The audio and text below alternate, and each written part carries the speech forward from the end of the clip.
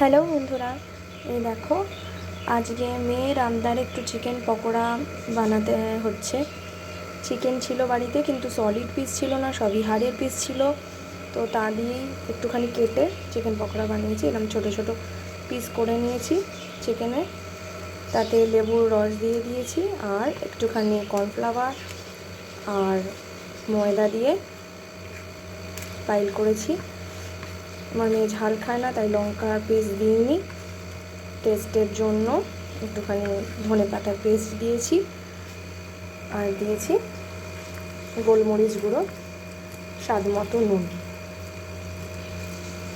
এবার একটুখানি ডিম ফাটিয়ে দেব, দিয়ে এটাকে ভালো করে বেশ 1 ঘন্টার জন্য ম্যারিনেট করে রেখে দেব।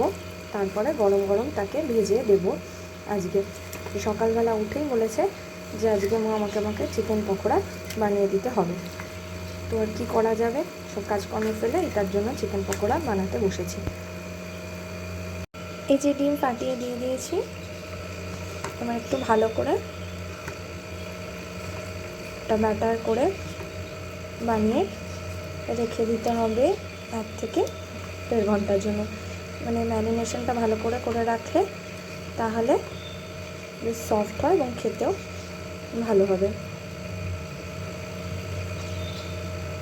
এই যে আমার মেয়েরা টস হয়েছে না, চিকেন পকোড়া খাবে বলে রান্নাঘরের বাইরে এই যে এসে দাঁড়িয়ে আছে। তো ভেজে ফেলি চটপট। কড়াতে আগে সাদা তেল দিয়ে দেবো, এবার একটু গরম হলে ছাড়বো। কিন্তু চিকেন পকোড়া খাবে বলে লাফাচ্ছে রীতিমতো হনুমান আমার।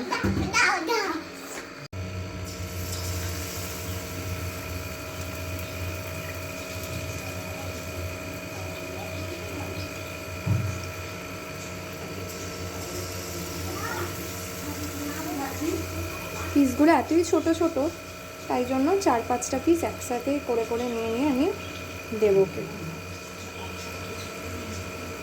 খেয়ে একটু বলুক কেমন, তারপরে ওর বাবা এলে এখন আবার ওর বাবাকে গরম গরম ভেজে দেবো।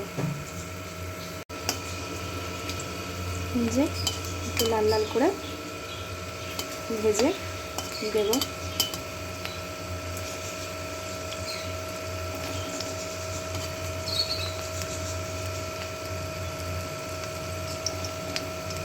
মাঝারি আছে ভাজছি, নাহলে আবার পুড়ে যেতে পারে,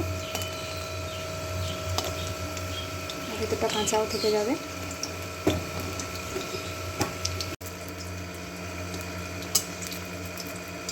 বেশ ব্রাউন কালারের হয়ে ভাজা হয়ে গেছে।